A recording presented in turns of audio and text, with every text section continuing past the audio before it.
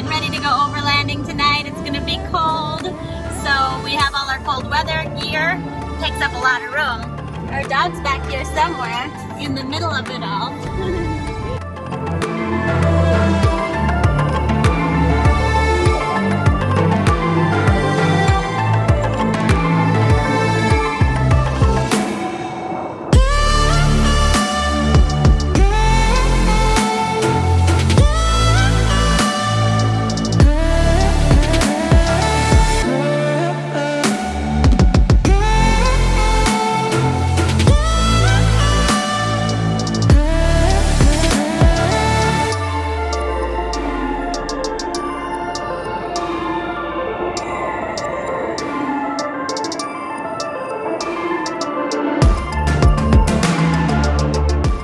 Hey guys, we found a pretty cool spot with a nice clearing. So there's no trees right there for our tent, but all around there is trees. And then when we go down here, it's my favorite part.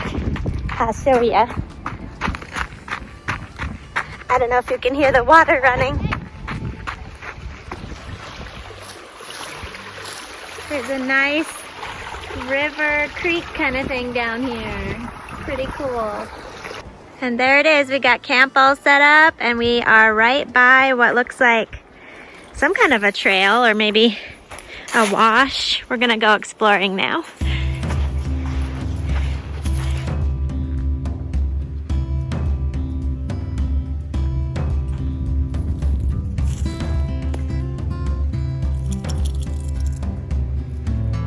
Yeah, so I feel kind of bad. We're trying to go snow camping, but the pass or the snow line is blocked off by the National Park Service, so they're not letting people get up to the snowy area. So we're going to be kind of in a valley tonight. We're still going to get down to below 30 degrees, but really not a lot of snow we can show you because the National Park Service has blocked it all off up on the top.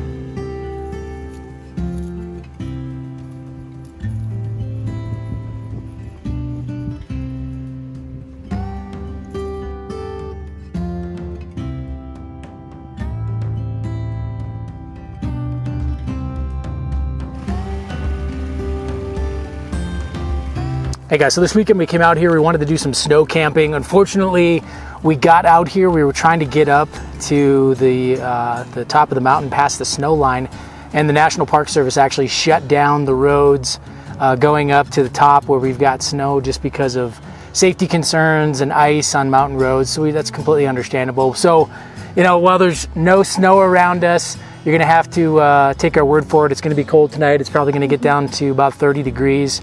So we'll be testing out, some of the gear we brought with. Jenny's gonna test out, I think, the Sierra Madre heater tonight for the first time. So I don't know if you guys can see, but that's where we were planning on going, way up there at the snow line. It's hard to believe, but down here in southern Arizona on the Mexican border, we actually do have snow up at the top of the mountains, and it can get pretty cold in the high desert here. It's gonna get chilly, but we have all of the stuff to stay toasty warm. But we got out here, we got set up. If you can see, I hope you can see that behind us. The sun just went down behind the mountains. It's looking really beautiful, and we went on a nice little hike too, wasn't it? Yeah. It was beautiful, and it's hard to believe that it's going to be as cold as it's going to get tonight because it was beautiful. The sun was shining. I think it got about 65 degrees, and it felt like spring. So I'm excited to try out my thermal pajamas too, and yeah, the Sierra Madre heater. I think I might be hogging that tonight. Yeah, you know what's funny is, you know, some women want diamonds, some women want shoes, some women want purses. All Jenny wants is a little water, you know, running next to some nature. It's funny because we get excited here in the high desert because it's so dry, and all this water we're getting off these rivers right now is actually snow melt from up on top of the mountains because we really haven't had any rain. So it's really nice, clear snow melt coming down. But it's just, for us, it's nice, you know, especially when you get a little bit of water in this part of the country. It's really amazing. I know some of you get to have amazing rivers and streams, you know, year round, but around here it's kind of a treat. So it was nice for us to get out. So what are we going to do tonight? What's next? I'm excited to have a fire, and we're going to have some fajitas. I did some food prep before we got out here, and that's always good. I don't know why food always tastes better out here in nature. Yeah. I'm excited that I have reception. The kids want a FaceTime call when we're around the fire, kind of like a little bit of nostalgia like we used to with them. So I'm excited to touch base. It's nice. The thing about having a fire too is, for those of you that live in the west part of the country, you know that the thing that really sucks is, like, most of the year, especially during the nice hot summer months, usually you can't have a fire because of all the fire restrictions. So one of the reasons it's nice to get out this time of year is that you can actually have a fire. So that is really something nice. That's something we're looking forward to. We'll take you guys along we'll get this thing going and show you what's next.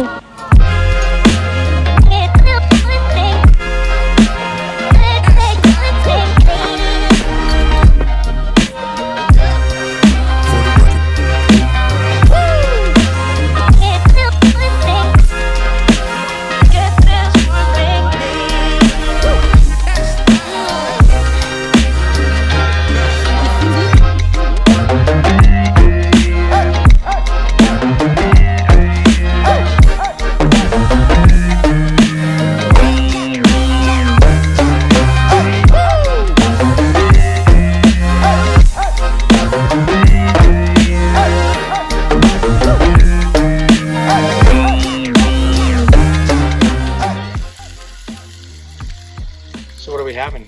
Fajitas as usual. It's our favorite. With what? Cilantro though this time.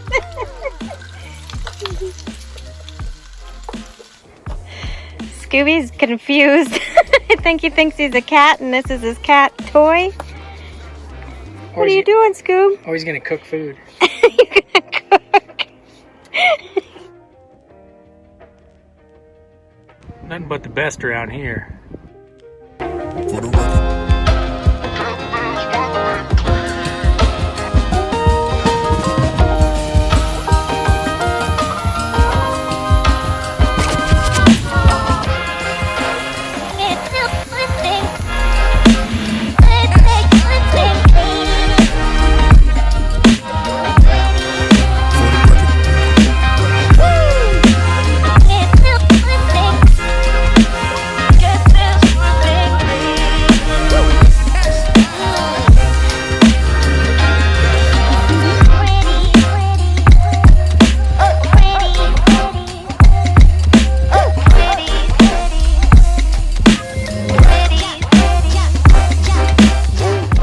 If you want to be a super alpha male, you get some fairy lights when you go overlanding.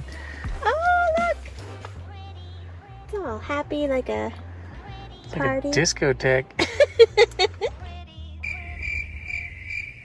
Good morning. Good morning. So, I remember waking up at about 1:30, and we were kind of like sweating. It was hot. And then Sweating to the oldies? yeah. And then as the sun started to come up, so I guess that would have been what, like 6 in the morning? Come knocking at the door, tell them we ain't leaving till 6 in the morning. It was freezing. Like, any part of me that was outside of the covers was cold. How did that Sierra Madre work last night? I felt it starting to heat up, and then I passed out, so it must have been good. Well, there you have it. Oh, show Scooby. He's so cute under his sleeping bag. Good morning, Scooby. Hi. Good morning. Oh, So that's kind of winter camping or snow camping. I don't know. Not really snow. I would call it more winter camping. It did get down pretty chilly last night. Like Jenny said in that early morning video, I think probably around 3 in the morning it got the worst. But other than that, it wasn't that bad. What are some things, Jenny, I think, you know, when it comes to winter camping, some of the things you have to consider is that you're going to have to bring a lot more stuff. We were talking about that, you know, just packing your cold weather gear or sleeping bags takes a lot more space. Exactly. Yeah. You know, certainly trying to do like personal hygiene, like trying to take a shower out in this weather in the wintertime is not conducive. So you really want to think about those types of things. I don't know what else. Another thing I noticed when I compare it to winter camping when we were at Cochise Stronghold, last night we were in the rooftop tent and it was a lot warmer being up off the ground, and we weren't in individual sleeping bags. We were kind of both under the same sleeping bag that we had unzipped and the same blanket, and so we had, you know, each other's body heat keeping each other warm, and being up off the ground was much warmer too, I noticed. We know that we're in the ideal area to do winter camping in Arizona because even though it got really cold, it's right above freezing. So if we were to do this, you know, more north where it's colder, we would need to take extra precautions for things, you know, electronics could freeze, the water could have frozen. Those are the things you need to think. I mean, you just need to think about that too, is if you're going to be in a place where it's below freezing, or you already have snow or ice on the ground, then you have to think about that. If your water freezes, do you have a fire? Do you have a stove? Do you have a means to, you know, thaw out your water in the morning? Things like that. So those are just things to think about. And again, this is ideal. We've done snow camping before where literally, you know, you're in the negative and below zero temperatures. But this was kind of nice this weekend to be able to do it this way. But, you know, just those things you have to remember, bring in extra layers, bring in extra ways to make fire, ways to thaw things out. But other than that, I mean, this wasn't a bad experience. I would come out and do this again, especially in this temperature. You know, you get to the low 30s or even into, you know, the upper 20s. It's not that bad. That's Fahrenheit for all you Canadians and Europeans and Australians out there. So.